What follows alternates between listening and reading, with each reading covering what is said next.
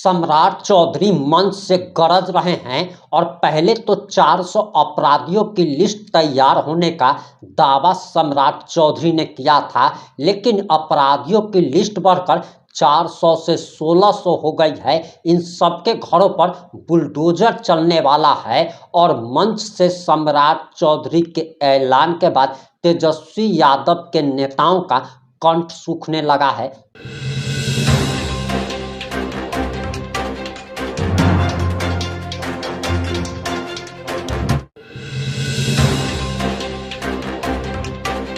नमस्कार, मैं प्रिंस कुमार सिंह। आप देख रहे हैं पॉजिटिव इंडिया। अगर अभी तक आपने चैनल को सब्सक्राइब नहीं किया है तो खबरों से अपडेट रहने के लिए कृपया चैनल को सब्सक्राइब कर लीजिए, और जो लोग ऑलरेडी कर चुके हैं उन तमाम लोगों को सही धन्यवाद। अब वापस आते हैं अपनी खबर पर और आपको बताते चले कि बिहार का गृह मंत्री बनते ही सम्राट चौधरी यूपी मॉडल पर, योगी मॉडल पर काम कर रहे हैं और पूरे बिहार भर में बुलडोजर चल रहा है। अगर आपने सरकारी जमीन पर कब्जा कर रखा है तब आपके घर पर भी बुलडोजर चल सकता है। बिहार में एनकाउंटर भी शुरू हो चुका है और 400 से 1600 अपराधियों की लिस्ट तैयार हो गई है। और आखिर सम्राट चौधरी ने गरजते हुए क्या कहा है, आप जरा ये बयान सुनिए। इस मंच पर उपस्थित आपके चहेते माननीय विधायक और एक कार्यकर्ता के तौर पर लंबे समय से बिहार भाजपा में काम कर रहे आपके माननीय विधायक डॉक्टर संजय गुप्ता जी, इस मंच पर उपस्थित हम लोगों के मार्गदर्शक, हमारे नेता और लंबे समय तक भारतीय जनता पार्टी को सींचने का काम जिन्होंने किया, भारतीय जनता पार्टी के पूर्व अध्यक्ष आदरणीय नंदकिशोर यादव जी, हम लोगों के संगठन के लगातार संगठन को मजबूत करने वाले हमारे गार्जियन, संगठन महामंत्री आदरणीय भिक्खू भाई दलसानिया जी, माननीय विधायक सिद्धार्थ जी, सम्मानित मंच और मंच के सामने जिनकी ताकत पर, जिनके आशीर्वाद से बिहार में हम लोगों ने इतने बड़े लोकतंत्र में 202 सीटें जीता। आप तमाम कार्यकर्ताओं को मैं सर्वप्रथम सबको धन्यवाद और सम्मान आपका करता हूं। साथियों, आज यदि मैं गृह मंत्री हूं, नीतीश कुमार जी मुख्यमंत्री हैं और यहाँ पर दिलीप जायसवाल जी बिहार के उद्योग के क्षेत्र में मंत्री के तौर पर काम करेंगे और आपके यहाँ संजय गुप्ता जी काम करेंगे, रत्नेश कुशवाहा जी काम करेंगे, तो इसका एक ही कारण है कि पूरे बिहार के कार्यकर्ताओं ने, एनडीए के कार्यकर्ताओं ने, बीजेपी के कार्यकर्ताओं ने, सबने मिलकर बिहार में एनडीए की प्रचंड बहुमत वाली सरकार बनाने का काम किया। और साथियों, 20 साल, जिस सरकार ने 20 साल लगातार काम किया और उसके बावजूद इतना बड़ा मैंडेट मिलता हो, इसका मतलब है कि आम लोगों से हम लोग जुड़े, हमारे कार्यकर्ता साथी जुड़े, नीचे घर घर तक जुड़े।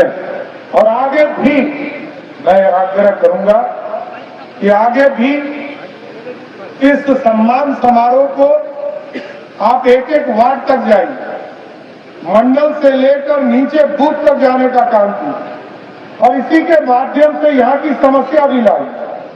किस बूथ पर क्या समस्या है, उसकी समस्या संजय गुप्ता जी को भी बताइए।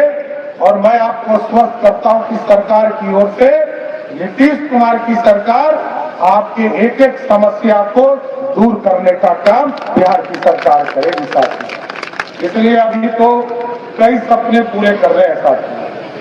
आज आपके बगल में स्टेडियम बन रहा है और विशाल स्टेडियम बनाना है जिसमें पूरे दुनिया के क्रिकेटर इस मैच को खेलने के लिए शहर में आ सके। लंबे समय से लोग इंतजार कर रहे हैं, 30 साल से ये सपना पूरा नहीं हो पाया। इसकी भी शुरुआत मैं आपको स्पष्ट करता हूं कि संजय गुप्ता जी को आपने विधायक बनाया है, अगले कुछ ही दिनों में इस स्टेडियम का भी काम शुरू करने का काम किया जाएगा जो अंतर्राष्ट्रीय स्तर का क्रिकेट स्टेडियम बनेगा। और कई चीजें हैं, चाहे वो सैदपुर नाला हो या अन्य कोई भी चीज, कई चीजें मैं देखता हूँ। ट्रैफिक पटना में मैंने विशेष तौर पर कहा है कि ट्रैफिक की व्यवस्था को थोड़ा दुरुस्त करना है। और अगले 3 महीने में हम लोगों ने कहा कि एक टेम्पोररी सॉल्यूशन निकालो, वन वे का कंसेप्ट लाओ और एक साल के अंदर परमानेंट सॉल्यूशन करो। और वो एक परमानेंट सॉल्यूशन करने के बाद स्वाभाविक तौर पर छोटे छोटे चीजों को करने से पूरे बिहार में स्थिति अच्छी हो सकती है ट्रैफिक का। और आज तो मैरिन ड्राइव है, हमारे पास कनेक्टिविटी है, हम शहर से बाहर चले जाते हैं आराम से, लेकिन शहर के अंदर घुसने में दिक्कत हो रही है। इसकी भी पूरी प्लान हम लोगों ने किया है। और जो सबसे महत्वपूर्ण चीज है, मैंने निर्देश किया है बिहार की पुलिस को, किसी भी कॉलेज हो, कोई भी विद्यालय हो, स्कूल हो, जहां पर भी छेड़खानी करने वाले लोग हो, उसको तुरंत पकड़कर जेल के अंदर डालना है, उसको छोड़ा नहीं जा सकता है। और मैं स्पष्ट तौर पर कहता हूं कि अपराधी को बचाया नहीं जा सकता।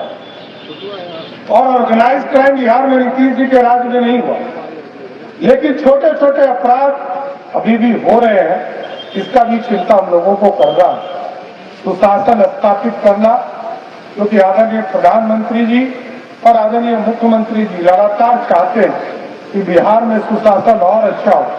सीसीटीवी कैमरा हम बढ़ाएंगे और पूरी व्यवस्था को खड़ा करना है।